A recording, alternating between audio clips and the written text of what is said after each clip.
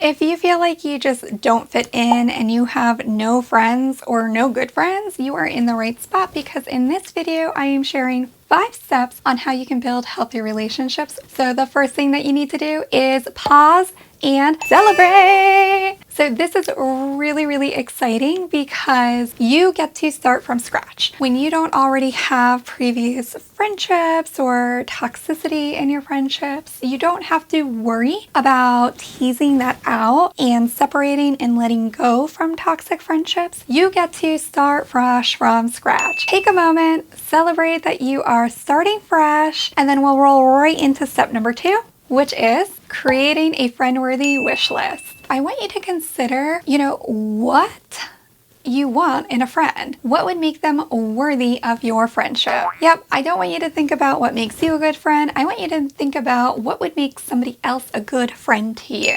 So one of the things that I would consider that you do is to take some time and space and go to a spot where you can relax, maybe have some quietness or some music to help you focus, whatever works for you, and set a timer and really consider and reflect on what are some examples or behavioral descriptions of something that you have on your friend-worthy list. So for example, one of the things that's on my friend-worthy list is that I need them to have integrity. So I need them to mean what they say and say what they mean and act accordingly. It's a high value of mine, and it's something that I find respectful and meaningful when somebody can say what they mean and mean what they say without the excess complications. Which leads me straight into step number 3, which now that you have your friend-worthy wish list about your perfect BFF, I want you to consider what are 1 to 3 concrete examples of how somebody could demonstrate that trait or quality. So if integrity is something that's on your list, you want to consider some examples that you know in real life or in movies or books that you have seen somebody exhibit that trait or quality. For example, one of the things that I know shows integrity or a value of integrity is that if somebody says that they will call on Tuesday night at 7 p.m., they then call at Tuesday night at 7 p.m. So when their words match their actions and their actions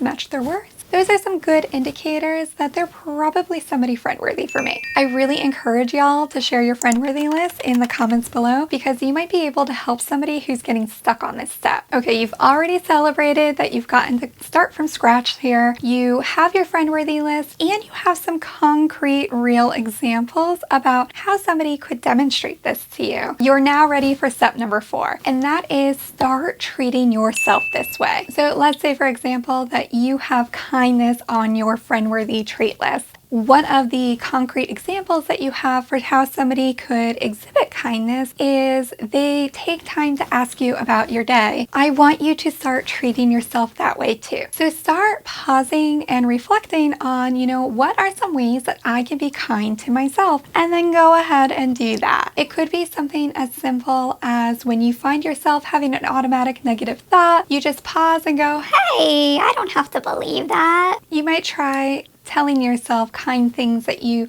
like and appreciate about yourself, or just talking to yourself instead of being so hard on yourself and saying, I will never find good friends. Reframe that and say it as, I am working on finding good friends. See how that little tweak can change the way you think and feel about yourself, and it's a little kinder.